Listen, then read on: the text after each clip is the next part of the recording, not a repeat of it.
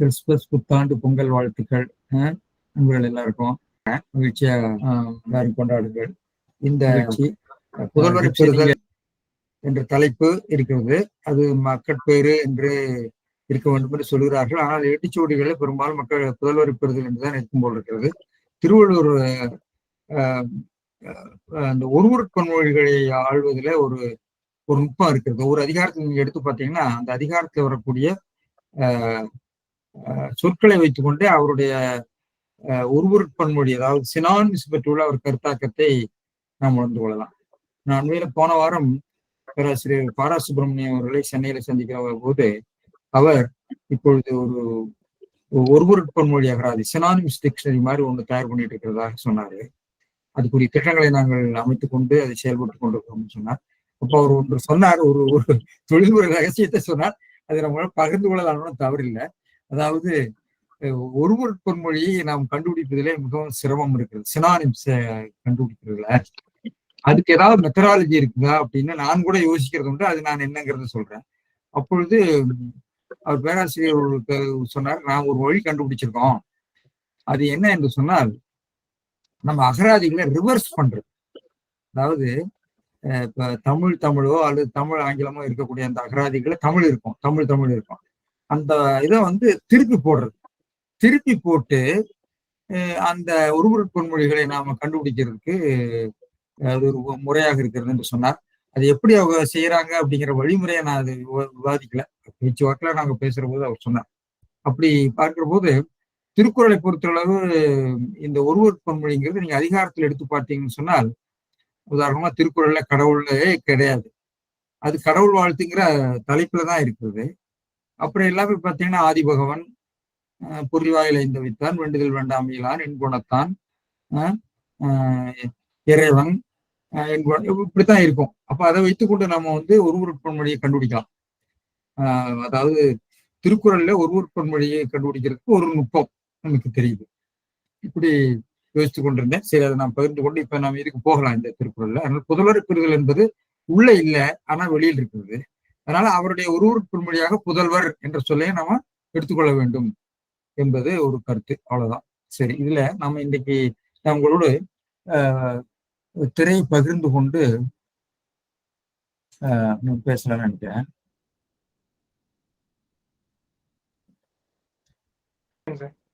சரி, ஓகே, சரி சரி. இன்னைக்கு இந்த திருக்குறளை பற்றி நம்ம பேசுற போது இன்றைக்கு 2 திருக்குறள், இறுதி 2 திருக்குறளையும் சொல்லி அந்த திருக்குறளுடைய மொத்த அதிகார அமைப்பையும் சொல்லி மொத்த திருவள்ளுவருடைய இந்த குழந்தை பேரை பற்றிய திருவள்ளுவருடைய மொத்த கருத்தையும் நாம் சொல்லி முடிக்கலாம்னு நினைக்கிறேன். மற்ற நண்பர்கள் வருகிற போது நாம் கொஞ்சம் திரும்ப சொல்ல வேண்டியிருக்கோம். பார்ப்போம், அதை நாம் பார்த்துக் கொள்ளலாம். இப்ப இன்னைக்கு முதல்ல ஈன்ற பொழுதில் பெரிதுவக்கும் தன் மகனை சான்றோன் என கேட்ட தாய், இதான் இன்னைக்கு 69. ஈன்ற பொழுதில் பெரிது உவக்கும் தன் மகனை சான்றோன் என கேட்ட தாய். இது ரொம்ப முக்கியமான திருக்குறள்னு நான் நினைக்கிறேன். இது எல்லாருக்கும் புரியறது, எல்லாருக்கும் மேற்கோள் காட்டப்படுகிற ஒரு திருக்குறள் மட்டும் இல்லை. இதில் சொல்லியிருக்கிற பொருளை முற்றிலும் மாற்றி நான் பொருள் சொல்ல போகிறேன். அதற்கு ஆதாரங்களையே நான் உங்களிடம் கொடுக்கிறேன். நாம் என்னங்கிறத பார்ப்போம். ஈன்ற பொழுதின் பெரிதுவக்கும் தன் மகனை சான்றோன் என கேட்ட தாய். சரி, மணக்குடவருக்கு நேரடியாக பொருள் எழுதுகிறார். அதாவது தன் மகனை ஈன்ற பொழுதின் பெரிதுவக்கும் சான்றோன் என கேட்ட தாய். தன் மகனை சான்றோன் என கேட்ட தாய் ஈன்ற பொழுது பெரிதுவக்கும். அதாவது நீங்க இந்த அதிகாரத்தில் உள்ள திருக்குறள் பார்த்தீங்கன்னா திருக்குறளுடைய எளிமை, திருக்குறளை பற்றி சிந்திக்கிற போது எனக்கு ஒரு கருத்து தோன்றிட்டு, அதாவது நான் பல வேளைகள்ல நான் எழுதுகிற சில நான் ஒரு இலக்கிய ஆசிரியனா இருக்கனால கொஞ்சம் நான் செவிலக்கிய சொற்களை போட்டு நான் எழுதுவேன். எழுதுகிற போது நிகழ்ச்சி நடந்தது. அண்ணாமலை பற்றி உள்ள ஒரு கருத்துரை, அதுல கொஞ்சம் நான் செவிலக்கிய சொற்களை பயன்படுத்தி எழுதியிருந்தேன். அவர் என்ன பண்ணாருன்னா அந்த சொற்களை எல்லாம் மாற்றி, உதாரணம் பெருந்தகைன்னு எழுதியிருந்தேன்.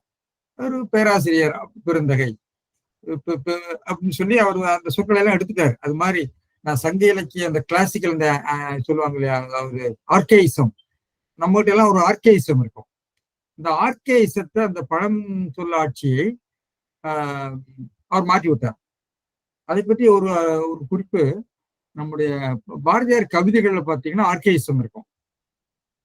அந்த ஆர்கேயிசத்தை நான் ஒரு கட்டுரை எழுதியிருக்கேன். அதை பற்றி நம்ம சிவத்தம்பி ஒரு கருத்து சொல்லியிருக்கிறாரு.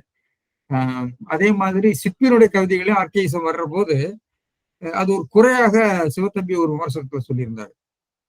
அதாவது திடீரென்று அவர் இலக்கிய சொல்லுக்கு போயிடுறாரு, அது ஒரு ஆர்கேயிசம், அது வந்து ஒரு குறை தோஷம், இந்த வடமொழியில் சொல்லுவாங்களா, அது மாதிரி ஒரு கருத்து சொல்லியிருந்தாரு.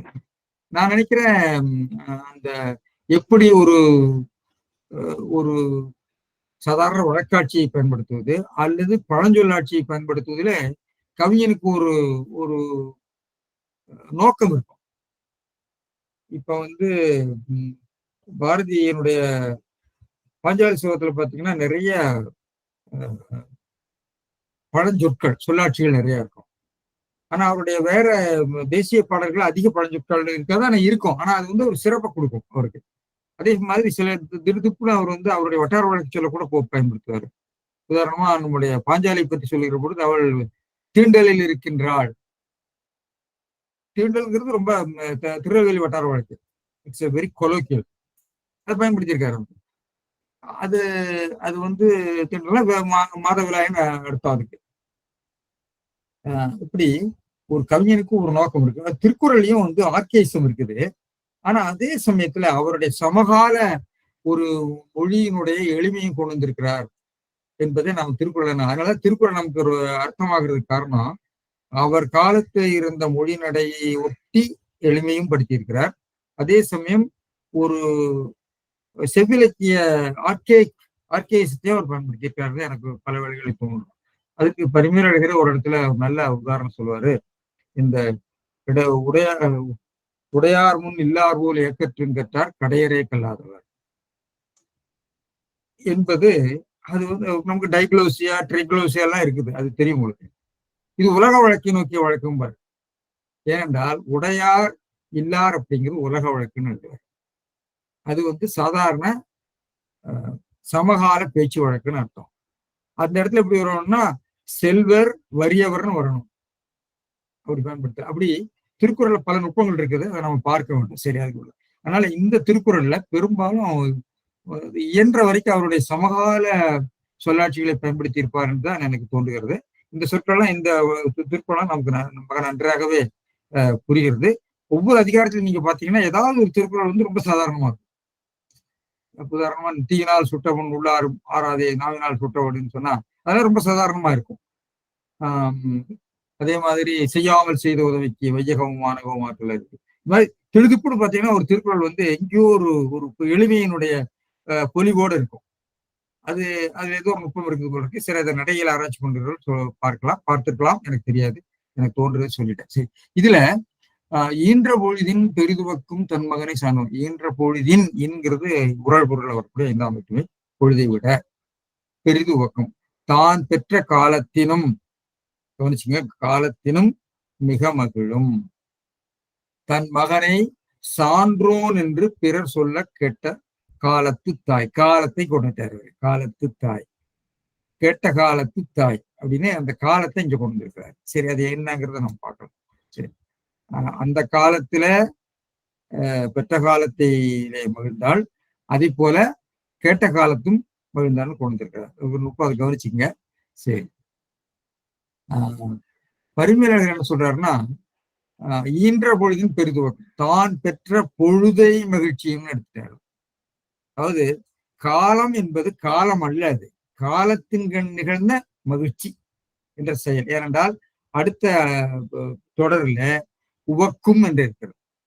அதாவது தான் பெற்ற காலத்திலே மகிழ்ந்த மகிழ்ச்சியினும் பொழுதை மகிழ்ச்சிங்கிறது, அந்த பொழுதின் கண்ங்கிற அந்த ஐங்கிறது அந்த உடைமை பொருளை உணர்த்தக்கூடிய ஒரு பழந்தமிழ் குறிப்பு சொல்லாக நம்ம பொழுதின் கண், இன்றைய செய்தித்தாள் நேற்றைய செய்தித்தாள்ங்கிற போல அந்த பொழுதைய என்பது அர்த்தம். பொழுதின் கண் இருந்த மகிழ்ச்சியினும் என்று சொல்லி, எனவே பொழுது என்பது பொழுதின் கண் நிகழ்ந்த மகிழ்ச்சி. அது என்னங்கிறத நான் விளக்குறேன். மகிழ்ச்சியினும் மிக மகிழும் உவக்கும் தன் மகனை சான்றோன் என கேட்ட தாய். தன் மகனை சான்றோன் அப்படிங்கிறதுக்கு கல்வி கேள்விகளால் நிறைந்தான் என்று அறிவுடையோர் சொல்ல கிடையாது. ஏன்னா இந்த வாக்கியத்துக்கு கேட்ட தாய், இந்த ஈன்ற பொழுதில் பெரிதுக்கும் தன் மகனை சான்றோன் என அப்படிங்கிறது வினையச்சம். என்று பிறர் புகழ்ந்து சொல்ல கேட்ட தாய். என்று கேட்டானா கேட்டது எதை என்று புகழ்ந்து சொல்வதை.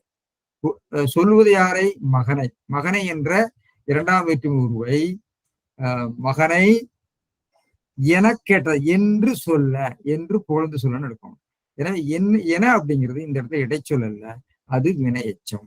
இதை பத்தி நான் பேராசிரியர் கோதண்டராமனோடு நேற்று ரொம்ப நேரம் உரையாடினா, அவர் காலையிலையும் மத்தியானம் நாங்கள் உரையாடி கடைசியில நான் சொல்ற கருத்தை அவர் நன்றாக விளக்கிறார். நீங்க உங்களோட உணர்வு சரிதான், அது என்று சொல்ல என்றுதான் அதை விரிக்க வேண்டும். என்று சொல்லங்கிறது அப்படிதான் எடுத்திருக்காரு.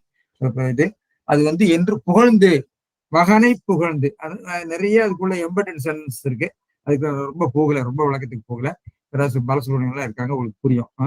அதாவது உள்ள என்று மகனை உலகத்தார் புகழ்ந்தார்கள், அந்த புகழ்ச்சியை கேட்ட தாய் அப்படிங்கிறது புகழ்ச்சியைங்கிற அந்த ஐ மகனை என்று அந்த இடத்துல அது மேல அது போய்கிறது, மேல்நிலையில அது போய் விடுகிறதுல இந்த தொடரையில சொல்லுவாங்க. அது உங்களுக்கு புரியும். சரி, நான் அதை பிறகு விளக்குறேன். சரி, தன் மகனை கல்வி கேள்விகளால் நிறைந்தார் என்று அறிவுடையோர் சொல்ல என்று புகழ கேட்டு, மகனை புகழ என்று வரும். சரி, கேட்ட தாய். சரி, இல்ல அறிவுடையவர்கள் எழுவாய கொண்டு வர்றாரு. யாரு கேட்டாங்கன்னு சொன்னா அறிவுடையவர்னு என்று எடுக்கிறாரு. சான்றோர் என்பதற்கு கல்வி கேள்விகளால் என்று பொருள் சொல்லியிருக்கிறார். சரி, இதை அப்புறம் அதுக்கு ஒரு விளக்கம் அவர் சொல்லுவாரு. அந்த விளக்கத்தையும் பார்த்துக்குவோம். என்ன சொல்றாருன்னா, கவானின் கண் கண்ட புது வகையினும் சால்புடையான் என கேட்ட சிறப்பு வகை பெரிதாகலின் பெரிதுவக்கும் எனவும். இது ஓகே. அதாவது கவானின் கண்ணா அவருடைய கருப்பையிலிருந்து வெளியே வருகின்ற அவருடைய தொடைப்பகுதியிலோ அல்லது மடிப்பகுதியிலோ அந்த குழந்தை வெளியே வருகிற போது ஒரு பெரிய மகிழ்ச்சி. அவளுக்கு வலி இருந்தது. குழந்தையை பெற்ற போது ஆகா, ஒரு குழந்தையை நாம் பெற்று விட்டோம், அந்த குரலை கேட்ட உடனே ஏற்பட்ட மகிழ்ச்சியினை விட பொது வகைன்னு எடுக்கிறார். அது ஜெனரல், பொதுவாக வரக்கூடிய வகை தான். சால்புடையான கேட்ட சிறப்பு வகை, அது சிறப்பு வகை, அது ஒரு ஸ்பெஷல். அதாவது அவன் பெரிய அறிவாளி, அது பெரிய வீரன். அந்த வீரன்கிறத பொருளைத்தான் நான் சொல்ல போறேன். அதனால இந்த வீரன் என்று கேட்ட போது பெரிது உவக்கும், அவள் பெரிதாக உவக்கும். உவக்கும்ங்கிறது செய்யும் என்னும் முற்று. அது பழைய காலத்துல ஆண் பெண் ஒன்றன்பாலுக்கு வரும். அதாவது இன்றைய தமிழ் சொன்னா உவப்பால் நஷ்டம். சரி, இதெல்லாம் ஒத்துக்கலாம். அடுத்தது பெண்ணியல்வால் தானாக அறியாமையும் கேட்டதாயினும் சொன்னார்.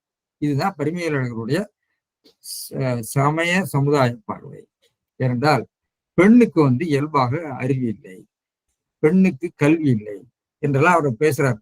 பெறுவது பெருமவற்றுள் யாம் அறிவதில்லை, அறிவிறந்த மக்கள் பேருங்கிறதுல மக்கள் அப்படிங்கிறது அறிவாளியான மக்கள்னா அது பெண்ணொழி மிகு சொல்லாக ஆணைத்தான் குறிக்கும் என்றெல்லாம் அவர் முதலே சொல்லிட்டாரு.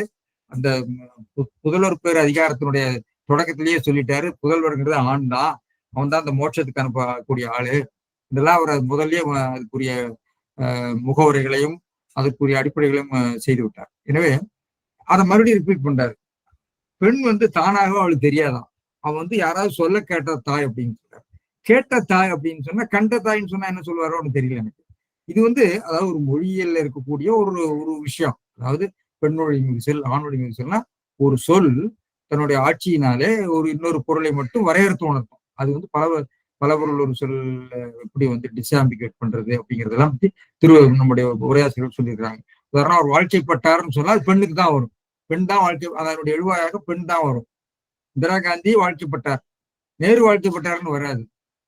அரசு கட்டில ஏறினார்னா அது தொடாதகை பிராட்டிய அரசு கட்டில ஏறினா கூட சாதாரண மொழியில சமூகவியல் நிலையில அது ஆணாத்தான் இருக்கணும் என்று நாம் பார்க்கிறோம். சரி, அதெல்லாம் நம்ம முன்பே விவாதிச்சிருக்கிறோம். எனவே இந்த ஒரு மொழி ஆட்சியினுடைய சமுதாய நிலையை வைத்துக்கொண்டு அந்த சொல்லுக்கு பொருள் சொல்லக்கூடிய ஒரு சமூக மொழியியல் பார்வையை பரிமையாளர்கள் போன்றவர்கள் இதுல கொண்டு வர்றாங்க. அதுல முதல் திருக்குறள் இருக்கிறது, இதில் இருக்கிறது, இன்னும் வேற ஏதோ ஒரு திருக்குறளையும் நம்ம அதை பத்தி பேசின சட்டம் ஞாபகம் வரல. சரி, அறிவுடையார் என்பது அறிவிக்கப்பட்டது எழுவாய். சரி, சான்றோன் என்றற்குரியர் அவராக ஏன் சொன்னார்னா, இந்த சான்றோன் என்ற சொல் கல்வி கேள்விகளால நிரம்பியவன். எனவே கல்வி கேள்விகளாலே அவன் நிரம்பியவன் என்று சொல்லக்கூடியவர்கள் அறிவுடையார்கள் தான். எனவே சான்றோனுக்கு பதிலாக அறிவுடையார்னு வருவித்தேன்னு சொல்கிறார். ஆனால் வேற நம்முடைய மனக்குடவர் என்ன சொல்லுவாருன்னா,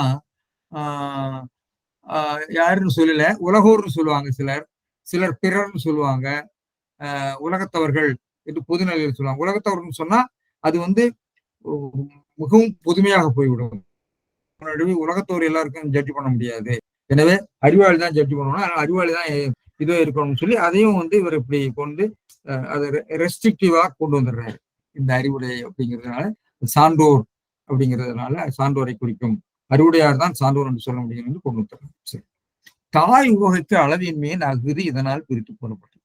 என்றால் தந்தை ஓப்பான் முதல் திருக்குறளை சொல்லிட்டார். அதுக்கு முன்னாடி தம்மின் தம் மக்கள் அறிவுடைமை மாநிலத்து மன்னிருக்கு எல்லாம். தம்மின் தம் மக்கள் அறிவுடைமைங்கிறது தந்தைன்னு சொல்லியிருக்காரு பொருள். ஆனா அது 2 பேருக்கும் தான் பொருந்தும்.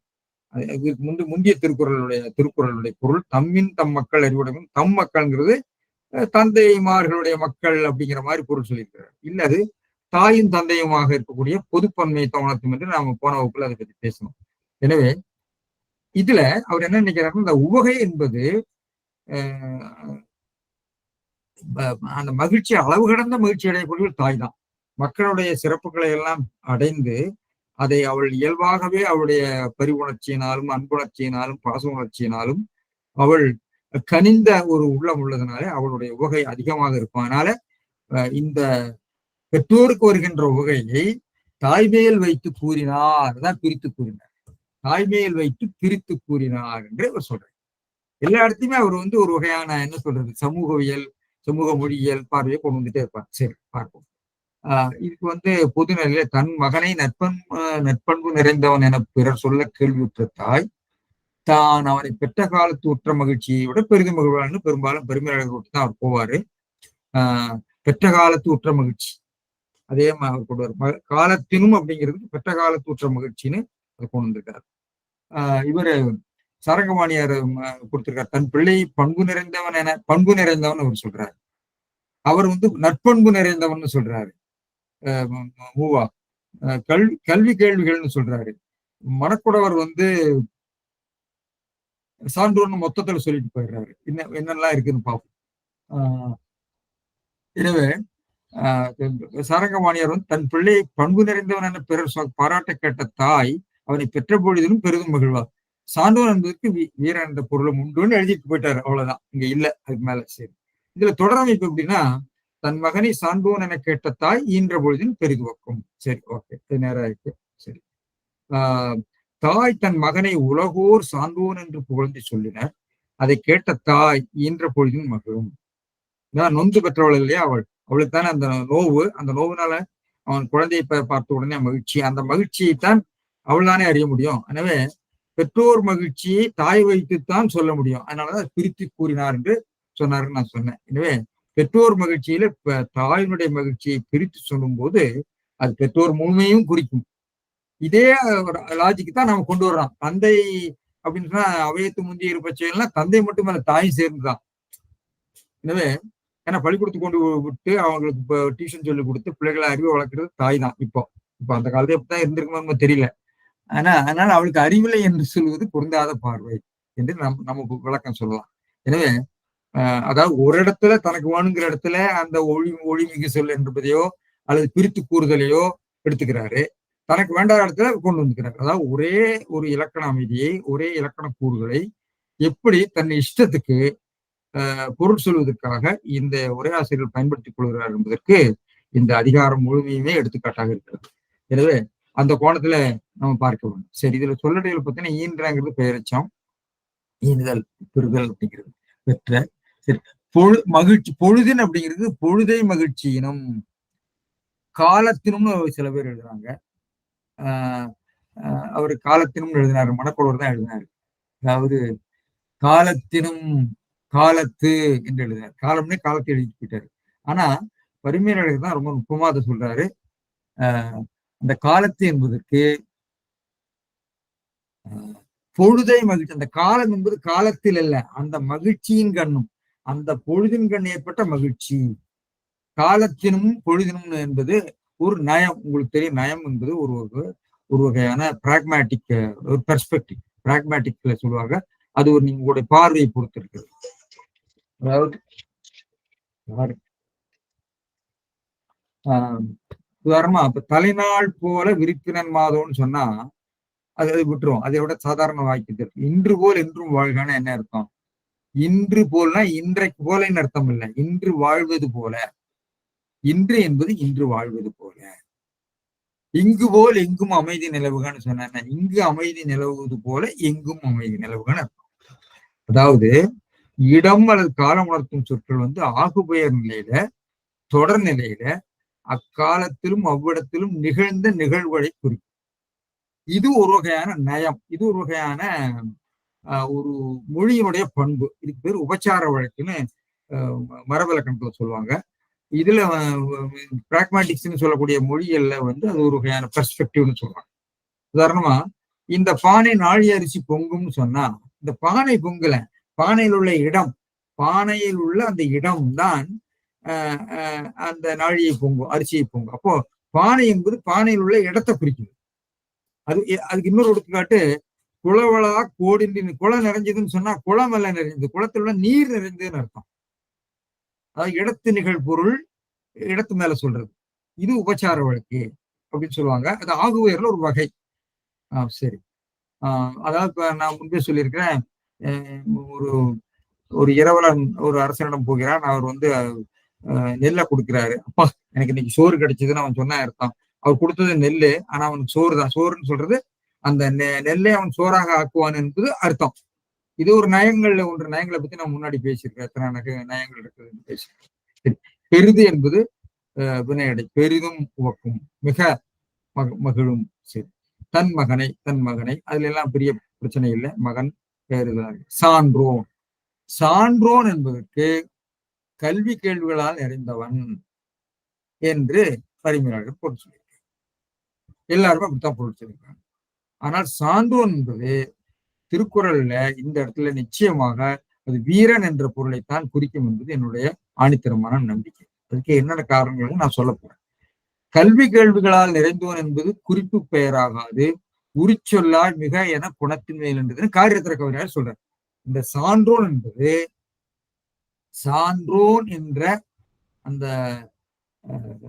வினையாரணையம் பெயரிலிருந்து வந்த ஒரு பெயராக ஆகாமல், நவுன், பெயரோடு நவுனாக ஆகாமல், சால என்ற உரிச்சொல்லில் இருந்து வரக்கூடிய மிகுதியுடையோன் என்ற உரிச்சொல்லடியாக பிறந்ததுன்னு காரியத்திரக்கவர் ஒரு விளக்கம் சொல்றாரு. சரி, அது கேட்டோம், அதுக்கு நாம் போக வேண்டாம். சரி, இங்க என என்பது இந்து அறிவுடையோர் புகழ்ந்து சொல்ல, அது வினைச்சமாக வருகிறது, நான் விளக்கிறேன். சரி, கேட்ட பெயரச்சம் தாய்.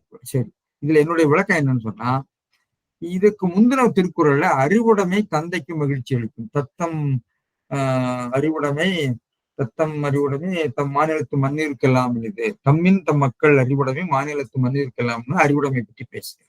இந்த திருக்குறள் அறிவுடைமை பத்தி நிறைய சொல்லியாச்சு. அதாவது இந்த திருக்குறளை மொத்தத்துல நம்ம உரையாசிரியர்கள் என்ன பாக்குறாங்கன்னா, இந்த பிள்ளைன்னு சொன்னா எல்லாம் ஏட்டுக்கல்வி படிக்கிறவனை பத்தி தான், ஏட்டுக்கல்வி, அதனால அவன் சிறந்தவன், அவையத்தார் அவையத்தில் முன்னிற்க செய்ய வேண்டும் என்று சொல்கிற போது, அவைங்கிறது கற்றோரவை மட்டும் இல்லை, பொது இடமும் எடுத்துக்கொள்ளலாம். எனவே இவருக்கு ஏட்டுக்கல்வியை மட்டும் கருதாமல் ஒரு தொழிற்கல்வியாக ஏன் இருக்கக்கூடாது, போர் தொழில் கல்வியாக ஏன் இருக்கக்கூடாது? நிச்சயமாக திருக்குறள் அதைத்தான் அந்த இடத்துல சொல்லுகிறது. அதனால அதை தாய்மையில வைத்து சொல்கிறார் என்பதை நான் சொல்ல போறேன். எனவே மீண்டும் சொல்ல வேண்டியதில்லை. அறிவுடைமை மகிழ்ச்சிக்கு தருங்கிறது அந்த அறிவுடைமை கேட்டு தாய், வெறும் அறிவுனா அந்த ஏட்டுக்கல்வி அறிவு மட்டும் இல்லை, ஏட்டுக்கல்வி போன்ற மேல்தட்டு மக்களை மட்டும் வள்ளுவர் கருதவில்லை என்பது என்னுடைய கருத்து. ஏனைய மக்களையும் கருதி வீர மக்களையும் பெற்றோர் போற்றுவதை தாய் மீது வைத்து கூறினார். இது சங்க இலக்கிய பாடல்களும் அவற்றில் உள்ள சொல்லாட்சிகளும் இதை வலியுறுத்துகின்றன. வீரன் என்ற உரையும் யாரோ ஒருத்தர் எழுதியிருக்காங்க, இதே மாதிரி வீரன் என்ற உரை எழுதியிருக்காங்க. நான் தேடின யார் எழுதியிருக்காங்கன்னு எனக்கு தெரியல. ஏனென்றால் உங்களுக்கு சங்க இலக்கியத்துல ஈன்ற ஞாந்தினும் சங்க இலக்கியத்துல உங்களுக்கு வரக்கூடிய எடுத்துக்காட்டை நான் சொல்றேன். எடுத்துக்காட்டு சொல்றேன், உங்களுக்கு எனக்கு தெரிஞ்சதா இருந்தாலும் நான் மீண்டும் நினைவூட்டுறேன் தெரியாதவர்களுக்காக. அதாவது அந்த இந்த பாட்டு உங்களுக்கு எல்லாருக்கும் தெரியும். அதாவது பொன்முடியாருடைய பாட்டு புறநானூற்றுல காளைக்கு கடனேன்னு அதுக்கு புலிகேசனுடைய எழுதியிருக்காரு. பொன்முடியார் திணை வாகை துறை மூதின்முல்லை. மூதின்முல்லைங்கிறது ஒரு பறக்குடி தாயினுடைய மனநிலை பாட்டாக சொல்லு. ஈண்டு புறந்தறுதல் எந்தலை கடனே, இது தாய். சான்றோனாக்குதல் தந்தைக்கு கடனே, வேல்வடித்து கொடுத்தல் கொல்லற்கு கடனே, நன்னடை நல்கல் வேந்தற்கு கடனே, ஒளிர்வாள் அறிஞ்சமம் முறிக்கு களிரெறிந்து பெயர்கள் காளைக்கு கடனே. அப்ப இது முழுசும் மூதின் முலையில் வரக்கூடிய மரக்குடி மகளினுடைய மகன் போரிலே வென்ற வெற்றியை சொல்லுகிறது. எனவே இந்த சான்றோன் என்பது மறவனைத்தான் குறிக்கிறது. இன்றைக்கு கூட சான்றோர் என்பது ஒரு குலப்பெயராக இருக்கிறது. நாம நாடார்கள் இன்னைக்கு சொல்றோம். சான்றோன் என்பது அறிவுடையங்கிற ஒரு பொருளும், சான்றோன் என்பது ஒரு வீரன் என்ற பொருளும் சங்க இலக்கியத்திலே இருக்கின்றன. எனவே அது மட்டும் இல்லாமல் இந்த இடத்துல இது இந்த பாடலுடைய சூழ்நிலையில பெறுவதின் கடமை, அவனை வீரனாக்குதல் தந்தை கடன், வேல்வடித்து கொடுத்தல் கொல்லற்கு கடன், அவனுக்கு நன்னடை நல்ல பயிற்சி கொடுப்பது வேந்தற்கு கடன், அவன் போரிலே சென்று சிறந்து களிர்களை வென்று வருவது அவன் கடன்கிறது. வீரனை பத்தி பேசுகிறார். அங்க சான்றோனாக்குதல்ங்கிறது அறிவாளியாக்குறதுங்கிற அர்த்தம் இல்லை. ஆனால் இது பொருள் எழுதியிருக்கக்கூடிய நம்முடைய உவேசா மிக சரியாக எழுதியிருக்கிறார். பொருள்ல என்ன எழுதியிருக்காருன்னா, என்ன எழுதியிருக்காரு, சான்றோன் என்ற சொல்லுக்கு தன் குலத்திற்குரிய படைக்கல பேச்சியாகிய கல்வி என இந்த 312க்கு உரை கிடையாது. பழைய உரை உவே சாமிநாதருடைய குறிப்பு மட்டும்தான் இருக்கிறது. இந்த சொல்லுக்கு சரியான பொருளை உவே சாமிநாதர் எழுதியிருக்கார். தன் குலத்திற்குரிய படைக்கல பேச்சியாகிய கல்வி, அதற்குரிய அறிவு, அதற்குரிய செய்கைகள் ஆகிய இவற்றால் நிறைந்தவனாக செய்தல் தகப்பனுக்கு கடமையாம். மிக பொருத்தமான பொருள். நம்முடைய புலியூர்கேசியன் வழிகிட்டு போயிட்டாரு, சான்றோர்னு போட்டுட்டு போயிட்டாரு. அது பொருள் சொல்லல. ஆனா துரைசாமி பிள்ளை மிகச்சிறந்த அறிஞராகிய, மிகச்சிறந்த உரையாசிரியராகிய துரைசாமி பிள்ளை ஏன் இதிலே வழிவினார்னு எனக்கு தெரியவில்லை. அவருடைய பொருளை பாருங்கள். அவனை நற்பண்புகளால் நல்லவனாக்குவது தந்தைவால் உள்ள கடமையா. இந்த இடத்துல அது பொருள் இல்லை, அது சொல்ல முடியாது என்று எழுதினார். இது பொருந்தாது. பாடலுடைய சூழல், திணை சூழல், இதெல்லாம் பார்க்கிற போது சாமிநாதியர் சொன்ன பொருள் தான் சரி. இதுல அடுத்த வேடிக்கை என்னன்னா, இந்த சொல்ல, இந்த செய்யுள்ள வரக்கூடிய சொல்லுக்கு நம்முடைய தமிழ் பேர், அதாவது நீங்க எப்படி தமிழ் பேராகராதி கவனமாக இருக்க வேண்டும். ஏனென்றால் தமிழ் பேராகராதி பலருக்கும் வேதம். அதுவும் குறிப்பாக எங்க கூட வேலை செய்யக்கூடிய விளக்காரர்களுக்கெல்லாம் தமிழ் பேராகராதியில் இருந்தா தான் ஒத்துக்குவாங்க. தமிழ் பேராகராதி இல்லைன்னா நான் ஒத்துக்க மாட்டேன் பாரு. எங்க நண்பர் டொமினிக் குடால் அப்படி சொல்றாரு. இல்ல லெக்சிகல் இல்லையா அப்படி சொல்றது. சார் இது இப்படி இருக்கு சார், இப்படி வேற ஒரு உரை இருக்கு சார்னு சொல்லி எடுத்து அவர்கிட்ட மல்லு கட்டித்தான் அவருக்கு சொல்ல வேண்டியிருக்கும். அப்போ இங்க புறநானூற்றுக்கு பொருத்தமான பொருள் இருந்திருக்கிறது. பொருள் தராமல் லெக்சிகன் என்ன சொல்ல தெரியுமா? சான்றோன் அப்படிங்கிறதுக்கு a wise, learned and respectable man, அறிவொழுக்கங்களால் சிறந்தவன் அப்படின்னு கொடுத்துட்டு அதுக்கு என்ன எடுத்துக்காட்டு கொடுத்திருக்காங்கன்னா, சான்றோனாக்குதல் தந்தைக்கு கடனை கொடுத்திருக்காங்க. இது முற்றிலும் பொருந்தாது. ஏனென்றால் இந்த எடுத்துக்காட்டு பொருந்தாது. பொருள் இருக்கலாம், பொருள் இந்த பொருளை வருகிறது என்ற சான்றோர் பாலராக இருக்குது, நான் இல்லைன்னு சொல்லலை, அந்த பொருள் இருக்கிறது. ஆனால் இந்த பொருளுக்கு இவர்கள் கொடுத்திருக்கக்கூடிய எடுத்துக்காட்டு, புறநானூற்றிலிருந்து கொடுத்துக்காட்டு முற்றிலும் பொருந்தாத சைட்டேஷன் இது. அதனால சான்றோனாக்குதல் தந்தை கடனை நிச்சயமாக சாமிநாதையரை படித்திருந்தால், சாமிநாதையருக்கு ஒட்டியே வந்துருச்சு அந்த வால்யூம் எல்லாம், இப்படி பொருள் எழுதியிருக்க மாட்டாங்க. எனவே இந்த இடத்துல எப்படி நாம பொருள் சொல்ல வேண்டும் சொன்னால், சான்றோன் என்பதற்கு வீரன் என்றுதான் பொருள் சிறப்பானது. மேலும் மரக்குல மகன்களின் வீரத்தை கேட்டு உணர்ந்து வீரமகளிர் பாடல்களை நாம் நிறைய சங்க இலக்கியத்தில் இது மாதிரி இருக்கு. இந்த ஞான் பெரிதும் வந்தன, அவனுடைய முலையை அறுத்து எறிவேன், அவனை யாரோ புறமுது விட்டான் என்று கேட்டு ஒரு தாய் பாடியது. இதுல எல்லாம் பாத்தீங்கன்னா அந்த ஈன்ற ஞானினும் பெரிது வந்த நிலை என்ற இதே மாதிரி சொல்லு வருகிறது. அங்கே போர் வீரர்களை பற்றி தான் வருகிறது. அதையெல்லாம் நினைவு கொண்டுதான், அதனுடைய இன்டர்டெக்சுவலா நினைச்சுதான் திருவள்ளுவர் இந்த திருக்குறள் எழுதியிருக்கிறார். அதாவது தாய் தன் மகனை மிகச்சிறந்த வீரன் என்று போற்றுவதை கேட்டு மகிழ்ந்தாள் என்பதுதான் பொருத்தமாக இருக்கும் என்பது எனக்கு கருத்து. எனவே மரக்குல பெண்களுடைய வீரத்தை கேட்டு உணர்ந்து வீரமகளிர் பாடல்களை எல்லாம் பாடியிருக்கிறதை பார்க்க இந்த பன்னிலுடைய உருவாடிக்கிட்டே இந்த குறளுக்கு மரக்குல பெண்களின் மனமகிழ்ச்சியை சொல்வதாக கொள்வதே பொருத்தமானது. இவர் இப்படி பொருள் கொள்றதுனால மகள் விலக்கப்படுவது உண்மைதான், மகள் அந்த இடத்துல கொண்டு வர முடியாது. சான்றோன்னு நீங்க அறிவுடையன்னு சொல்லிட்டா ஒருவேளை பெண்ணை கொண்டு வந்துக்கலாம், அது ஒன்றும் தவறு இல்லை. ஆனால் நிச்சயமாக மற்ற இடங்கள்ல அதை பெண்ணையும் நம்ம கொண்டு வர முடியும். அதாவது பெண்மொழி மிகு சொல் என்று சொல்லாமல் அதை இன்க்ளூசிவாக நம்ம கொண்டு வர முடியும். எனவே இந்த திருக்குறளுக்கு நாம் சொல்லுகிற பொருள் என்ன? தன் மகனை சான்றோன் என கேட்ட தாய், தன் மகனை சிறந்த வீரன் என்று உலகோர் அறிந்தோர் புகழ்ந்து சொல்ல கேட்ட தாய், தான் பெற்றபோது மகிழ்ந்ததை விட மிகவும் மகிழ்வாள் அப்படின்னு பொருள் எழுதணும். இதுல இந்த காலத்தினுங்கிறத நான் சொன்னேன். ஈன்ற பொழுதின் என்பது பொழுதுங்கிறத நேரம் அல்ல, அந்த பொழுது மகிழ்ச்சியினும் என்று எடுக்க வேண்டும். அது உபச்சார உரை. எனவே இந்த திருக்குறளை நாம் இவ்வாறு புரிந்து கொண்டு இதை சான்றோன் என கேட்டதாய் என்பவற்றால் அறிவிறந்த என்பது பெண்ணொழி மிகு சொல் என்று முன்குறள் மாலையாசிரியரும் அந்த பரிமையாளர்களோடு சொல்லியிருக்காரு. இதை நாம் உடன்பட முடியாது. பரிமையாளர்களை நாம் இந்த பரிமையாளர்களுக்கு நாம் உடன்பட முடியாது என்று சொல்லி இந்த திருக்குறளை இன்னும் ஏதாவது சொல்ல வேண்டிய விடுபட்டான்னு எனக்கு தெரியல. இதுல அந்த ஐயரு இந்த மறுப்பை பாவாணர் பதிவு செய்திருக்கிறார். இதே இல்லை, இந்த அறிவில்லாத பெண் அப்படின்னு சொல்றத பாவாணர் மறுத்திருக்கிறார். தன் மகனை சான்றோன் என கேட்ட தாய், தன் மகனை கல்வியறிவு நிறைந்தோன் என்று அறிவுடையோர் சொல்ல கேட்ட தாய் என்ற ஈன்ற பொழுதின் பெரிதுவக்கும் என்ற சொல்ற இதுல ஐயிரு திங்களாய் அங்கமெல்லாம் நொந்து பெற்று பையல் என்ற போதை பரிந்தெடுத்து மகிழ்ந்ததனும் சான்றோன் என கேட்ட மகிழ்ச்சி சிறந்ததாக பெரிதுவக்கம் கண்டார். அறிவுடையோர் என்பது அவாய் நிலையான் வருவிக்கப்பட்டது. காமஞ்செப்பாது கண்டது மொழியும் நடுநிலை உண்மை கூற்று அவரதே ஆகலின் மனம் மட்டும் குளிரும் தந்தை மகிழ்ச்சியினும் மனமும் வயிறும் மார்பும் குளிரும் தாய் மகிழ்ச்சி மிக பெரிதாகவும் தனித்து கூறப்பட்டதுன்னு இவர் விளக்கம் சொல்றார். தமிழ் மகளிருக்கு உயர்நிலை கல்வி விளக்கப்படாமையாலும் இருபாலருக்கும் உரிய பொதுச் செய்திகளையும் தலைமை பற்றி ஆண்பாலின் மேல் வைத்து கூறுவது மறவாதலாலும் தம்மில் தம் மக்கள் அறிவிடம் என்ற ஆசிரியரும் பொதுப்பட கூறியிருப்பதாலும் பெண்ணியல்வால் தானாக அறியாமையில் கேட்டதா என்றார் என்று பரிமையாளர் கூறிய தவறாம். இனி ஔவையார், காக்கைப்பாடனையார், நச்செள்ளையார், கவற்பண்டு, புறமகள் இளவையினி, புதப்பாண்டியன் தேவியார், பேய்மகள் இளவையினி, வன்னிக்கேட்டியார், இருவாடை காமக்கணியார் முதலிய பண்டை புலத்தியரை அவரும் அறிந்திருந்தமையால் அவர் கூற்று நெஞ்சார்ந்த பொய்யுமாம். மகன் மேலுள்ள அன்பு பொறுக்கால் அவனறிவி மிகுத்தெனும் தாய்க்கு நடுநிலை அறிஞர் பாராட்டு முழுமை நம்பிக்கை உண்டாக்கும் என்பதே கருத்து. எனவே தன் மகன் மகன் என்று அறிவில்லாதனால அவ கேட்டது அப்படிங்கிறது பெண்ணை விளக்குதுன்னு சொல்லி பெருமையாளர் சொல்லியிருக்கிறார், மறுத்திருக்கிறார். நாமும் அதை மறுக்கிறோம்.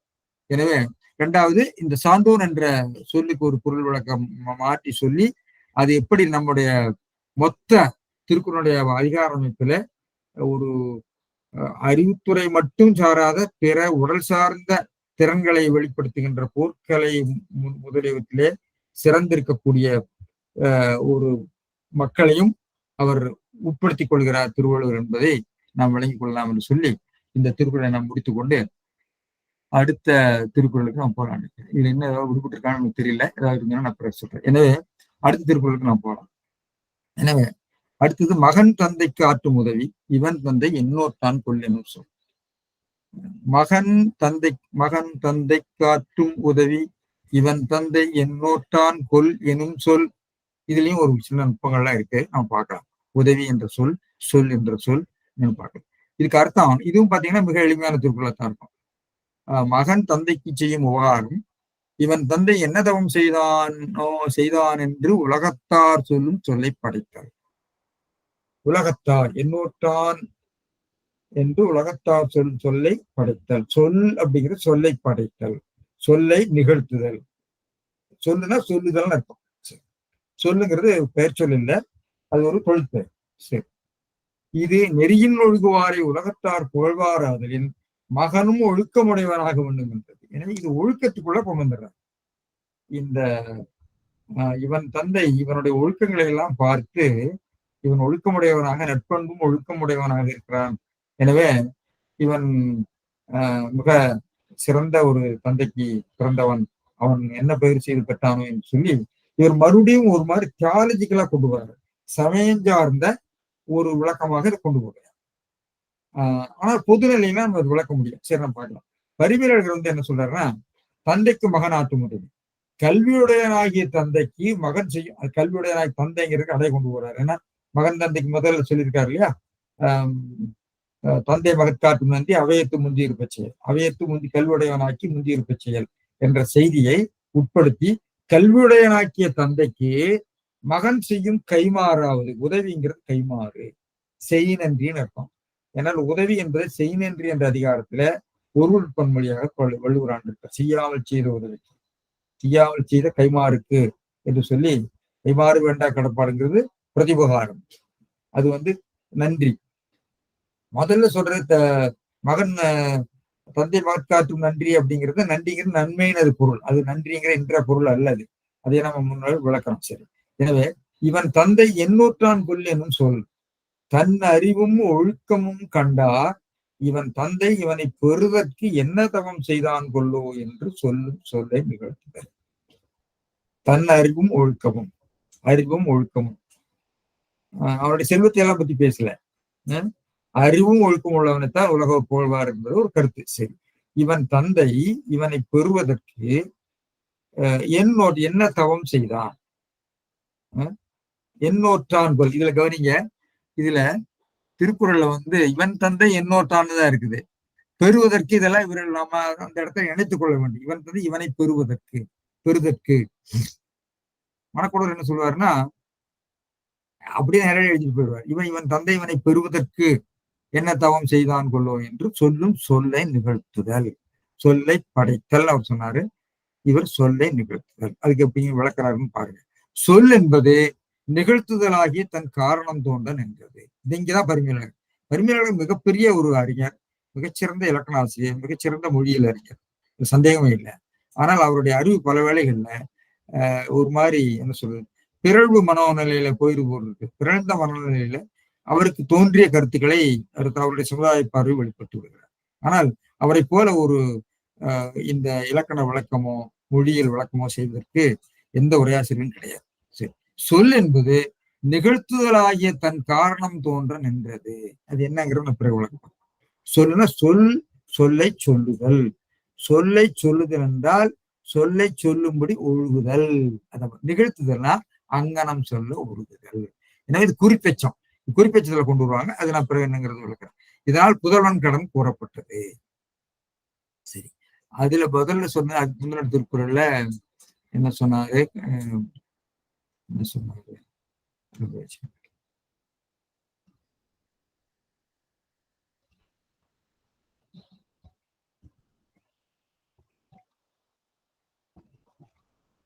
தாய் ஓய்க்கு அளவின் மீன் அகுதி இதனால் பிரித்து கூறப்பட்டதுன்னு சொன்னார் அங்க அந்த திருக்குறள்ல.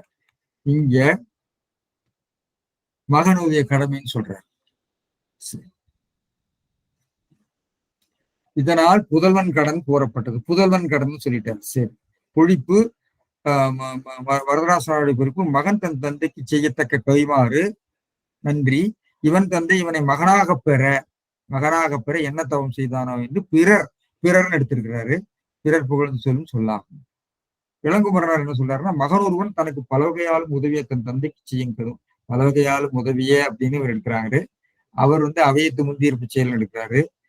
இப்படி ஒவ்வொருத்தரும் ஒரு நிலையில எடுக்கிறாங்க. இவனை மகனாக பெற இவன் தந்தை என்ன நட்பேறு செய்தானோ என்று சொல்லும் சொல்லை தருவதேன்னு தருவர். சரி, இதனுடைய தொடரமைப்பு எளிமையா இருக்கிறது. மகன் தந்தை காட்டும் உதவி இவன் தந்தை என்னோட்டான் கொள்வேன், அப்படியே நேரடியா ஒரு அப்படியே வாக்கியமாக இருக்கிறது. அப்படி திருக்குறள் அமைந்திருக்கிறது, மிக அழகாக அமைத்திருக்கிறது. சரி, இதனுடைய சொல்லடைகள் பார்த்தீங்கன்னா, தந்தைக்கு, கல்வியுடையனாகிய தந்தைக்கு, தந்தை என்பது தந்தைங்கிறது ஒருமைக்கும் வரும் பன்மைக்கும் வரும் என்று கருத்திறக்கவரையா சொல்றார். தந்தை என்பது ஒரு பொது பெயர் அப்படிங்கிற நிலையில. மகன்னா மகன் தான், ஆற்றும் செய்யும். இந்த இடத்துல மகனை சொல்லியிருக்கிறாரு, அது மகளுக்கும் பொருந்தும். அது வந்து இதை சொன்னதுனால அது நம்ம சொல்லியிருக்கிற இனம் என்று சொல்லியிருக்கோம். இந்த இனத்தினால அதையும் தழுவி, இட் இஸ் இன்க்ளூசிவ். மகன்கிறது தலைமை பற்றி மகனை சொன்னார், மற்றவனையும் நம்ம எடுத்துக்கொள்ளலாம். செய்யும் உதவிங்கிற கைமாறு. கைமாறு அப்படிங்கிறதுக்கு செய் நன்றின்னு அர்த்தம். நன்றி, மகன் வந்து பையனுக்கு அப்பாவுக்கு செய்யக்கூடிய நன்றி என்னன்னா, மிகச்சிறந்தவனாக எல்லாரும் பாராட்டும்படியாக இருப்பது, தந்தைக்கு புகழ் சேர்க்கும்படி நடந்து கொள்வது என்பதுதான் சொல்றாரு. எனவே செய்நன்றி என்பது அறிதலின் ஒரு பொறுப்பு, செய்நன்றி அறிதலின் ஒரு பொருட்பன்மொழியாக உதவி வருகிறது. உதவி என்ற சொல் செய்நன்றி அறிதல் அப்படிங்கிற அர்த்தத்துல இது வருகிறது. இவன் தன் அறிவும் ஒழுக்கமும் கண்டார். இவன் உலகத்தார், ஊரார், அறிவுடையவர் என்றெல்லாம் எழுவாய கொண்டு வர்றாங்க. ஒருத்தர் உலகத்தாருங்கிறாரு, ஒருத்தர் ஊராருங்கிறாரு, ஒரு அறிவுடையவர். தந்தை இவனை பெறுதற்கு அது என்ன என்ன தவம் செய்தான், கொல்லோங்கிறது வினாயடி சொல்லாங்க. என்னும் சொல்லும், என்று சொல்லும், எனுங்கிறது என்று சொல்லும், அதுவும் வினையச்சம். பெயரச்சம் கூட்டியிருக்கேன், தப்பு. பெயரச்சம் தான், ரைட்டு, பெயரச்சம். என்றும், என்று சொல்லும், சொல், தொழிற்பெயர். சொல்லை நிகழ்த்துதல், சொல்லை சொல்லும்படி ஒழுகுதல் என்று எடுக்கிறார். சொல் என்பது நிகழ்த்துதலாகிய தன் காரணம் தோன்ற நின்றது. சொல் என்பது நிகழ்த்துதலாகிய தன் காரணம் தோன்ற நின்றது அவர் சொன்னார். சொல் அப்படிங்கிற சொல்லை நிகழ்த்துதல் அர்த்தம். Perform the act of praising அர்த்தம். நிகழ்த்துதல் அப்படின்னா அது மாதிரி சொல்லும்படி ஒழுங்குதல். 3 ஸ்டேஜ் வந்துருக்கு. சொல்லுதல்னா சொல்லும்படி சொல்லுதல், அதை அதுக்கு அடுத்த நிலையில அந்த சொல்லும்படி நடந்து கொள்ளுதல் என்று அர்த்தம். அதாவது இப்போ நீ பிறர் நல்லவன் என்று சொல்லும் சொல் உண்டாகுமாறு இருப்பாய் என்று ஒருத்தர் வாழ்த்துறாரு வச்சுக்க. என்று சொல்லும் சொல் உண்டாகுமாறு. சொல் அப்படிங்கிறது சொல் அல்ல. நீ பிறர் நல்லவன் என்று சொல்லும் சொல் உண்டாகுமாறு நடந்து கொள் என்பது பொருள். நீ பிறர் நல்லவன் என்று சொல்லும் சொல் உண்டாகுமாறு நடந்து கொள் அப்படின்னு அர்த்தம். சொல் அப்படிங்கிற சொல்லுதல் என்ற ஒரு பொருளும், சொல் உண்டாகுமாறு நடத்தல் என்றும் 2 3வது நிலைக்கு வருகிறது. சொல் என்ற ஒரு சொல் அடிப்படையாக தொழிற்பெயராக இருக்கிறது. அது சொல்லுதல் என்ற தொழிற்பெயராகவும், அது சொல் உண்டாகுமாறு நடத்தல் என்றும் வருகிறது. இதுவும் ஒரு வகையான உபச்சார வழக்குதான்.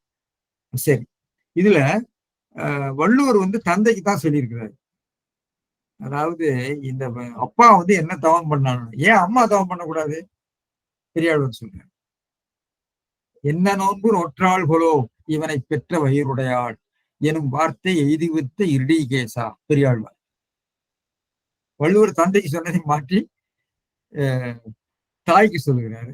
கம்பர் 2 பேருக்கு சேர்த்து சொல்றாரு. வல்லை அமைந்த அன்னையும் என்னையும் எல்லையில் புகழ் எய்தி வித்தா என்றான் என்று சொல்லி சடாயு அந்த பழக்கத்துல அந்த வருகிறது. தாய்க்கும் தந்தைக்கும் புகழை சேர்த்தா என்று சொல்லி அங்க வருகிறது. திருத்தக்கதையார் அப்பாவுக்கு தான் சொல்றாரு. எத்துணை தவம் செய்தான்கொள் என்று எழுந்து உலகம் ஏற்ற. அவன் அப்பா என்ன தவம் செய்தான்னு சொன்னு அவர் சொல்லியிருக்காரு. எனவே இந்த கருத்தை தங்களுடைய மன உணர்வுகளுக்கேற்ப தாய்க்கும் இருவருக்கும் ஏற்றி சொல்லக்கூடிய மரபுகளை நாம் தமிழ் இலக்கியத்தில் பார்க்கிறோம். எனவே இதே அடிப்படையில இந்த திருக்குறளை தந்தை என்பதற்கு தாய்க்கும் என்று நாம் விளக்கம் செய்ய முடியும். சரி, உதவிங்கிறது கைமாறு. அது திருக்குறள் எங்கெல்லாம் வருதுன்னு சொல்லியிருக்கிறேன்.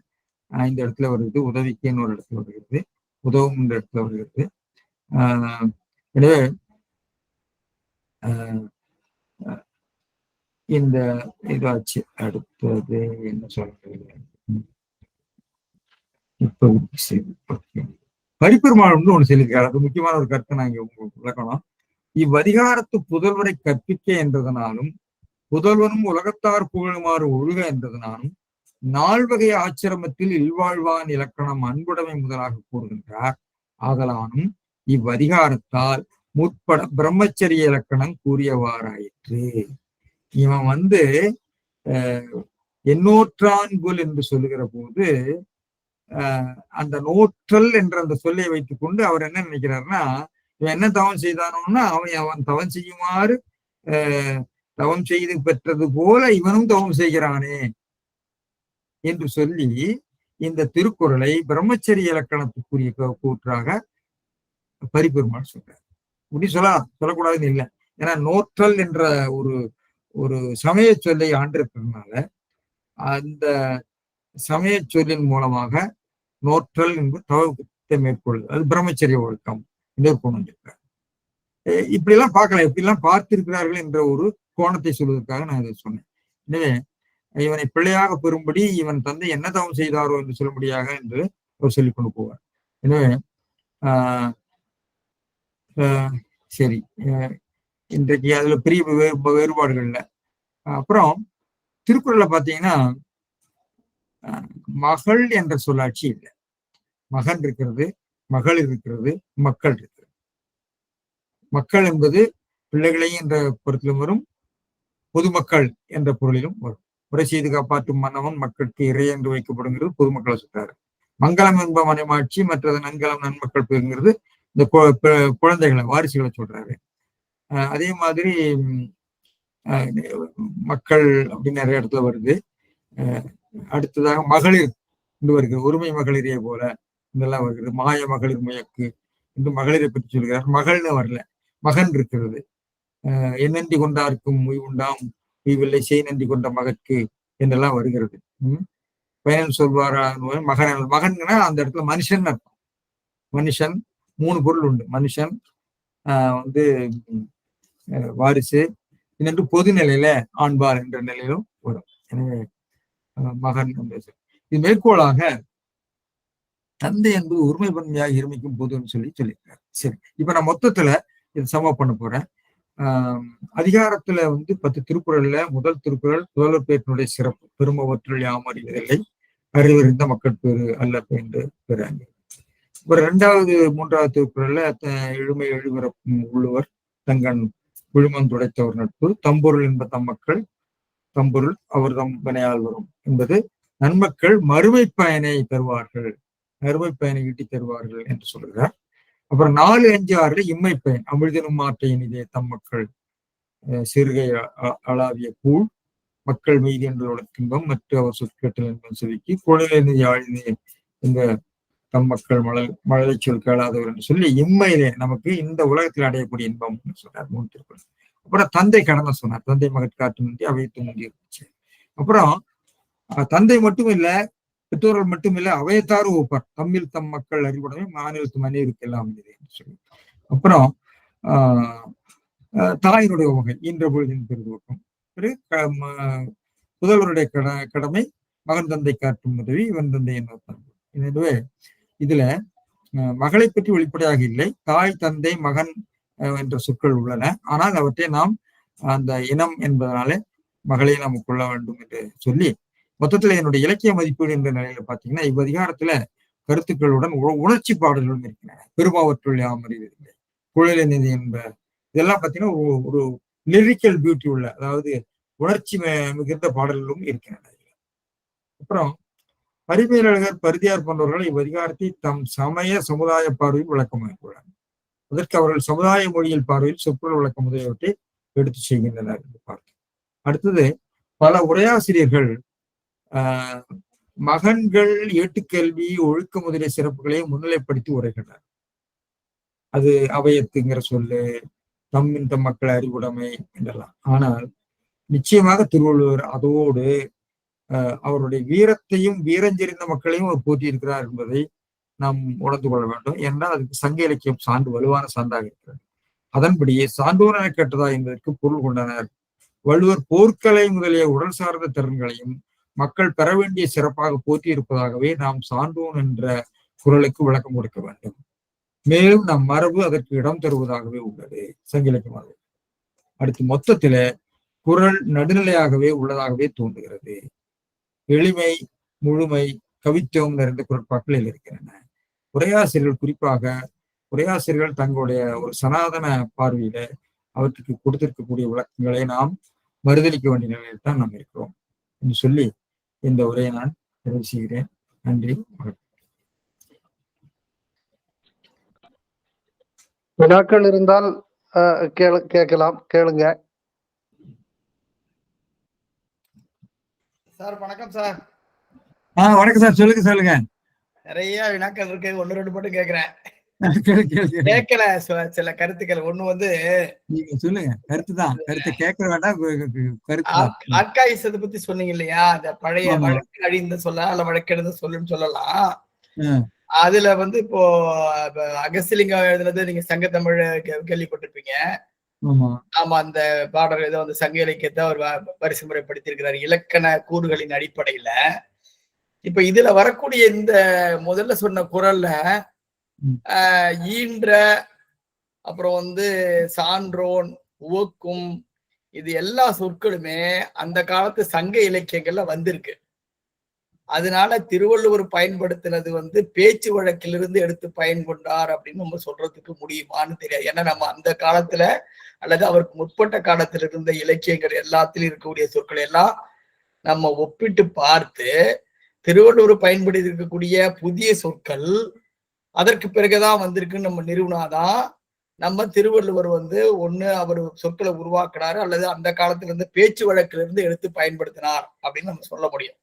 இல்லைன்னா நம்ம வந்து பேச்சு வழக்கில இருந்து எடுத்து பயன்படுத்தினார் சொல்லிட்டோம்னா அப்ப வந்து இலக்கிய வழக்கில இருந்து அதன் பிறகு அது பேச்சு வழக்கில் வந்திருக்கலாம், வேறு வகையா மாறி இருக்கலாம் அல்லது இல்லாம போயிருக்கலாம். இது எல்லா வகையான வாய்ப்புகளும் அதில் இருக்கு. இது ஒரு கருத்து, நீங்க அதுக்கப்புறம் அதுக்கு சொல்லலாம். அடுத்தது இந்த குறள்ல வந்து இந்த சான்றோன் அந்த அந்த சொல் இருக்கு இல்லையா, அந்த சொல்லு வந்து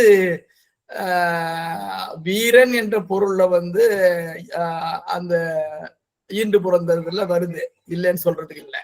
ஆனா வியப்பும் சால்பும் வியப்பும் சால்பும்ங்கிறாங்க. என்னுடைய பேட்டரி போயிடுச்சு, இதை கொஞ்சம் ஒரு நிமிஷம். அதாவது வியப்பும் சால்பும்னு சொல்லி மதுரை காஞ்சியில வருது இல்லையா, அங்க வந்து வியப்பும் சால்பும் அந்த எடுத்து வச்சிருக்க ஒரு நிமிடம் அந்த அந்த அந்த அடிய வியப்பும் சால்பும் ஒரு நிமிடம் அப்படி இருக்கு. நல்வேள்வி துறை போகியங்கிற அந்த தொடங்குறதுல பாத்தீங்கன்னா தொல்லானை நல்லாசிரியர் புனர்கூட்டுண்ட புகழ்சால் திறப்பின் நிலந்தெருவின் நெடியோன் போல வியப்பும் சால்பும் செம்மை சான்றோர் அப்படின்னு வருது. அப்ப அந்த இடத்துல வீரன் என்று பொருள் கொள்ள முடியுமா சான்றோன் என்பதற்கு நீங்க சொல்ற மாதிரிங்கிற ஒரு ஐயம் எனக்கு இருக்கு. அப்போ அந்த நீங்க ஏற்கனவே சால்பை பத்தி சொன்னீங்க, ஆனா எல்லா இடத்துலயும் அதே பொருள்ல வருதா அல்லது அந்த புறநானூற்று பாடல்ல வரக்கூடிய சில இடங்கள்ல மட்டும்தான் அந்த இடத்துல வந்து வேல்வடித்து கொடுத்த அந்த அந்த புறநானூற்று பாடல்ல வீரன் தான். அதுல இன்னொன்னு பரிமேலழகர் சொல்லும் பொழுது குலம்ங்கிற ஒரு சொல்ல பயன்படுத்துறாரு. நீங்க கவனிச்சிருப்பீங்கன்னு நினைக்கிறேன். அந்த குலத்திற்கே உரிய கல்வியை அவங்க வந்து கல்வியில அவங்க சிறப்பு எதணும் அப்படின்னு சொல்றாரு. அப்போ வீரனா இருக்கக்கூடியவன் அந்த கல்வியை பயிலணும், வேறு தொழில்கள் செய்யக்கூடியவங்க அந்த கல்வி பயிலுங்கிறதுதான் பரிமேலழகருடைய ஒரு கருத்து. ஆனா அவரு வந்து அந்த அவருடைய கருத்துக்களை வந்து சமூக மொழியியல் பார்வையில பாக்குறது ஒரு நல்ல ஆய்வா இருக்கும். நீங்க அந்த பெண்களை பத்தி அவங்க ஒரு பெண்களுக்கு அறிவு இல்லைங்கிறத வந்து சங்க காலத்துல கூட புலவர்கள் இருக்கிறாங்க, வேறு வகையான சான்றுகள்லாம் நமக்கு இருந்த போதும் பரிமேலழகர் அவருடைய கருத்தை அதில் ஏற்றி சொல்லியிருக்கிறார் அப்படின்னு தான் நான் நினைக்கிறேன். ரொம்ப நல்லா இருந்தது. நிறைய சிந்தனைகளுக்கு வழிவகுத்திருக்கு உங்களுடைய உரை. மற்றவங்க பேசட்டு சார், உங்களுடைய கருத்து இருந்தா சொல்லுங்க. கருத்து இதுல நீங்க சொல்றது சரிதான். அதாவது திருவள்ளுவருடைய பழஞ்சொல்லாட்சியை நம்ம எப்படி வரையறுக்கிறதுங்கிறதுக்கு ஒரு மெத்தடாலஜி கண்டுபிடிங்கன்னு சொல்றீங்க. அது நல்ல ஒரு கருத்து. அது கண்டுபிடிச்சு நீங்களும் கண்டுபிடிக்கலாம் எப்படி செய்யலாம் அப்படிங்கிறது. அதுக்கு வந்து நீங்க இப்ப சொற்களை ஒப்பிட்டு பார்த்து புதிய சொற்கள் எவை தோன்றி இருக்கின்றன, பழஞ்சொற்கள்ல புதிய சொல்லாட்சி எப்படி வந்திருக்குது, இப்படி பல மெத்தடாலஜி இருக்கு. அதை பத்தி நான் முன்னாடி பாரா சுப்பிரமணியம் வந்து ஒரு கட்டுரை எழுதியிருக்காருன்னா அதை பற்றி பேசியிருக்கிறோம். அதனால அது ஒரு கூறிய ஆய்வியல் முறையை நம்ம உருவாக்க வேண்டும். அதாவது திருவள்ளுவருடைய சமகால சொல்லாட்சி இது, அவர் கையாண்ட செவ்விலக்கிய சொற்களவை, அதன் மூலமாக என்ன வருகிறது என்பதை நம்ம பார்க்கலாம். அதுக்கு ஒரு எடுத்துக்காட்டு தான் நான் சொன்னேன். இப்ப பரிமேலழகர் வந்து தெளிவாக இந்த உடையார் முன் எல்லாருங்கிற தெளிவா சொல்றாரு. அது வந்து அது மாதிரி எடுத்துக்காட்டுகள் இருக்கும், அதை நம்ம பார்க்கணும் அப்படிங்கிறது தான் ஒண்ணு. ரெண்டாவது சான்றோர் என்பதுக்கு நீங்க சொல்ற மாதிரி சான்றோர் என்பது வந்து அறிவு சிறந்தவர்கள் நிறைய இடத்துல வருது. ஆனா சான்றோன் என்ற வர்ற இடத்துல அது வீரனை குறிக்கிற மாதிரிதான் வருது. சான்றோர் பன்மையிலும் வரலாம், நான் முடிச்சு அதை பார்க்கவில்லை, அதை பார்க்கணும். ஆனால் ஈண்டு புறந்தறுதில் வரக்கூடிய சான்றோனும் திருக்குறள் வரக்கூடிய சான்றோனும் ஒரே பொருள்படுகிறது என்பதுதான் என்னுடைய கருத்து. சார், எனக்கு ஒரு சின்ன டவுட்டு. சொல்லுங்க. கைலாசபதி வந்து சான்றோரை பத்தி ரொம்ப விரிவா பேசுறாரு, சான்றோரை பத்தி. அவர் வந்து ஒப்பியல் இலக்கியத்திலும் பேசுறாரு, வீரநிலை கவிதையிலும் பேசுறாரு. அவர் என்ன சொல்றாருன்னா, அந்த சான்றோர்னு சொல்லக்கூடிய நீதி காலங்கள்ல வரக்கூடிய சான்றோன் அது வந்து குறிப்பா அது வந்து அறிவுடையவர்கள், ஒரு ஒழுக்கம், இந்த மாதிரியான கான்செப்ட்ல தான் அவங்க பயன்படுத்துறாங்க. எஸ்பெஷலி அவர் திருக்குறளை எடுத்து வச்சு விளக்குறாரு. ஆனா முன்னாடி வரக்கூடிய விஷயங்கள், அதாவது முன்னாடி இருக்கக்கூடிய சான்றோர்கள் வந்து போர்வெறி, கல்வெறி, என்ன சொல்ல, கொலைவெறி, புலால், இதெல்லாம் அவங்க ஒரு வீரன் என்பவனோடு தொடர்புடைய விஷயங்கள். அது வந்து நீங்க திருக்குறளா இருக்கட்டும், மற்ற எந்த நீதி இலக்கியமா இருக்கட்டும், இந்த விஷயங்கள் எல்லாம் அது மைனூட்டா அவங்க வந்து அதை கண்டிச்சிருப்பாங்க. இன்னொன்னு, அந்த பழைய சொல்லாட்சியை எடுத்து புதிய விளக்கம் வந்து கொடுக்கப்பட்டது. அது வீரநிலை காலம் தாண்டிய ஒரு வகையான வர்க்க சமூகம் எல்லாம் நல்லா உருவான பிறகு தோன்றிய இலக்கியங்கள்ல இது உலக இலக்கியங்களை பார்த்தா கூட தவிர்க்க முடியாதுன்னு சொல்லி விரிவா பேசியிருக்காரு அவருடைய வீரநிலை கவிதையில. அதை பத்தி நான் ஜஸ்ட் ஒன்று சொல்றேன். நீங்க சொல்றது சரிதான். இப்ப நம்ம தளபதினு பேசுறோம், கேப்டன் பேசுறோம், இவங்கெல்லாம் போர்க்காலத்துல போனாங்களா? ஐயா வணக்கம் ஐயா. சொல்லுங்க ஐயா. நம்ம திருக்குறளே சான்றாண்மை அப்படின்னு ஒரு அதிகாரம் இருக்கு இல்லைங்கய்யா. அதாவது சான்றோன் அப்படிங்கிறதுக்கான வந்து வேர்ச்சொல் வந்து சால். சால்னா வந்து நிறைவுன்னு அர்த்தங்கய்யா. அதனால சான்றோன்னா நிறைந்தோன், சாலுதல் அப்படின்னா நிறைதல்னு அர்த்தங்கய்யா. அதனால வீரத்தில் நிறைந்தவனை வந்து சங்க காலத்துல சான்றோன்னும், இப்ப ஐயா மகாலிங்க ஐயா சொன்னது மாதிரி இந்த அற இலக்கிய காலத்துல வந்து அறிவு நிறைந்தவர்கள் வந்து சான்றோன்னு சொன்னதா எடுத்துக்கலாம். சான்றோன் அப்படிங்கிறதுக்கு நிறைந்தவன், அவன் கல்வி அறிவு நிறைந்தவனா அல்லது வீரம் நிறைந்தவனாங்கிறது சமூக சூழல் சார்ந்த பொருள்ங்க. சாலுதல்னா நிறைதல். திருக்குறளே சான்றாண்மைங்கிற அதிகாரம் இருக்கு. அதுக்கு ஆசிரியர்கள், உரை ஆசிரியர்கள் விளக்கம் எழுதியிருக்காங்க. சால்பு, சால், இது எல்லாமே நிறைவு, நிறைந்த. நீங்க காட்டின அந்த ஊவேசாவனுடைய விளக்கத்திலயும் நிறைந்தவன், நிறைந்தவன் ஒரு சொல்லு இருக்கு பாருங்க, உங்களுடைய ஸ்கிரீன்ல நீங்க காமிச்சீங்க. அதனால நிறைந்தவன்கிறது, ஆமா ஆமா, நிறைந்தவன்கிறது தானே அதுக்கு நேரடியான பொருள். மற்றபடி அதுக்கான எது நிறைந்தவன், இப்ப நிறைய ஏழை அப்படின்னா ஏழ்மைன்னா இன்மைன்னு அர்த்தம். ஆனா பொதுவா நம்ம தமிழ் சூழல்ல பொருள் இல்லாதவங்களை மட்டும்தான் நம்ம ஏழைன்னு சொல்றோம். ஆனா அறிவு இல்லாதவங்களையும் ஏழைன்னு இலக்கிய வழக்கு நிறைய வந்திருக்கு. பெண்ணையும் வந்து அறிவு இல்லாததுனால ஏழை அப்படின்னு தேவாரத்துல எல்லாம் வருதுங்க. இன்மையை குறிக்கிற சொல் வந்து பொருள் வேற. அதுக்கு எட்டுமாலிச்சு என்னன்னு தெரியல, நீங்க அப்படி சொல்லாதீங்க. பெண் வந்து அறிவில்லாதனால ஏழைன்னு சொல்லக்கூடாது.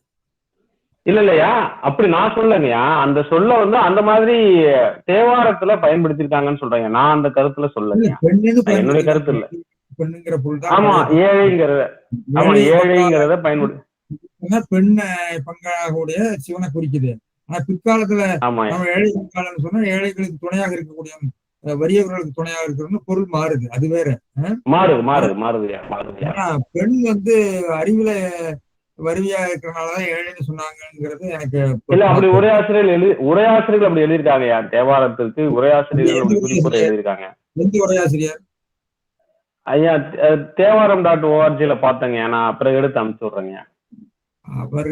நான் படிச்சேன், வகுப்புக்காக தயார் பண்ணும்போது படிச்சேன். வேற ஒண்ணும் இல்ல. ஏழை அப்படிங்கிற சொல் வந்து ஆமா அதுக்கு அப்படிதான் பொருள் வந்திருக்குன்னு எழுதியிருக்காங்க. அது உடன்பாடு எனக்கு இல்ல, ஆனா அப்படி ஒரு கருத்து வந்து எழுதியிருக்காங்க. நல்ல ஒரு புகழ்பெற்ற ஒரு உரையாசிரியர் தான். நான் எடுத்து உங்களுக்கு அனுப்புறேன்.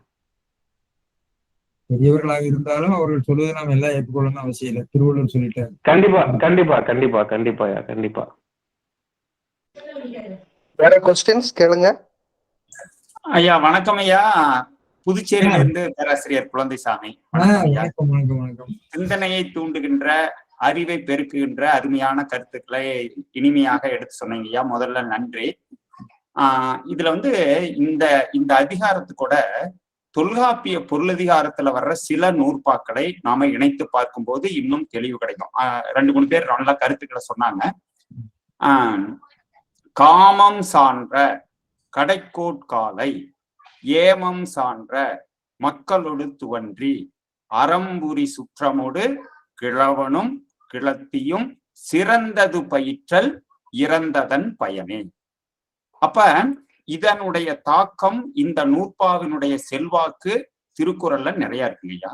குறிப்பா இப்ப நாம பேசுற பகுதியில நிறைய இருக்கு. ஆகவே இந்த சான்றோன் என்பதற்கு இன்றைய லைஃப் ஸ்கில் எஜுகேஷன்ல சொல்ல போனா ஸ்கில்டு பர்சன். இன்னைக்கு சொல்லக்கூடிய எதுல ஸ்கில், இப்போ ஒரு கொத்தனாரு அதுல ஸ்கில்லா இருப்பான். அவனை போய் மேடையில பேசணும்னா பேச மாட்டான். ஒரு பேச்சாளர் நல்லா பேசுவார். இதுக்கு உங்களுக்கு தெரியும். நம்ம ஒரு கதையெல்லாம் கூட சொல்லுவோம். 2 பேரு வந்து படகுல போனானா அந்த பேரறிஞர் படகோட்டியை கேட்டாராம், ஏன்பா உனக்கு தேவாரம் தெரியுமா, திருவாசகம் தெரியுமா, திருக்குறள் தெரியுமான்னு, தொல்காப்பியம் தெரியுமான்னு. தெரியாதுங்க ஐயா, தெரியாது. என்னடா அப்படின்னா, வெள்ளம் வந்துதான் ஏன்பா உனக்கு நீந்த தெரியுமான்னு. ஐயோ எனக்கு ஐயா ஐயா ஐயா வினாவை மட்டும் கேளுங்கள் ஐயா. அதான் வேண்டாம். என்னுடைய வினா. அப்ப சான்றோன் என்பது ஸ்கில்டு பர்சன். அவன் எந்த துறையில் இருக்கிறான, போர் வீரனுக்கும் அங்க உடன்படுதான், போர் வீரனுக்கும் வரும்.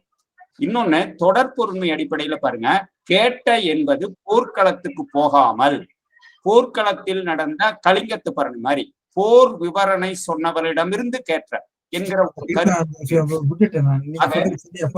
ஆகவே இது போல நல்ல சிந்தனையை தூண்டுகின்ற கருத்து சொன்னீங்க. இது மீண்டும் மீண்டும் பெரும் விரிவான ஆராய்ச்சிக்கு உட்பட்டதே. நீங்க சொன்ன மாதிரி மொழியியல் துறை சார்ந்தவர்கள், பொருண்மை சார்ந்தவர்கள், சிவிக்ஸ் சார்ந்தவர்கள், இவங்க எல்லாம் சேர்ந்து மானுடவியல் நோக்குல இதை நம்ம பார்த்து இதற்கு ஒரு சரியான செய்தியை பெற வேண்டும் என்பது உங்களுடைய உரையில் இருந்து நாங்கள் பெறுகின்ற விழிப்புணர்வையா. நன்றி, வணக்கம். நன்றி நன்றி நன்றி. இந்த குழந்தைசாமி சொல்றது நான் விடுபட்டுறது. நான் கேட்டல் அப்படிங்கிறது போருக்கு போய் தாய் பார்க்க முடியாது, கேட்டுத்தான் பார்க்க முடியும், கேட்டுத்தான் அறிய முடியும். அதனாலதான் இந்த கேட்டு கண்டுங்கிறத பத்தி நான் சொன்னேன். அப்ப அந்த இடத்துல அது விடுபட்டு போச்சு. அதை நீங்க சுட்டி காட்டியதுக்கு நன்றி. நல்ல பொருத்தமான விளக்கம். இல்லைன்னா முடிச்சிடலாமே நமக்கு. முடிச்சிடலாம் சார். நானே நன்றி வர சொல்லிடுறேன். இந்த திருக்குறள் வகுப்பை பேராசிரியர் பெருந்தகை அவர்கள் வாரம் நமக்காக எடுத்து தருகிறார். இன்றைக்கு புதல்வரை பெறுதல் அதிகாரத்தில் 2 திருக்குறளை எடுத்து விளக்கி அது சார்ந்த விஷயங்களை நமக்கும் தந்து சிந்திக்க தூண்டி இருக்கிறார். மேன்மேலும் இந்த சான்றோர், குறிப்பாக இந்த உரையில் சான்றோன் என்கிற அந்த சொல்லாட்சி, அதை குறித்து நாம் ஒரு ஆராய்ச்சி செய்வதற்கு ஒரு நல்ல ஒரு களமாக இருப்பதை சுட்டிக்காட்டி இருக்கிறார். சங்க இலக்கிய பாடல்கள்ல இருக்கக்கூடிய சொற்களை பிற்கால புலவர்கள் எடுத்து, இது பாட்டு மரபுல கூட வரும். அதாவது ஒரு பாட்டு கட்டக்கூடிய புலவர்கள், அதாவது முன்னாடி பாணர்கள், புலவர்கள் என்கிற அந்த கான்செப்ட்ல கைலாசபதியே சொல்லுவாரு, செயற்கை காப்பியம் இயற்கை இலக்கியம்னு சொல்லுவாரு. சங்க இலக்கியங்கள் வாய்மொழி இலக்கியமாக இருக்கக்கூடிய அந்த பொழுதுகள் எல்லாம் அது ஒரு இயற்கை இலக்கியம்.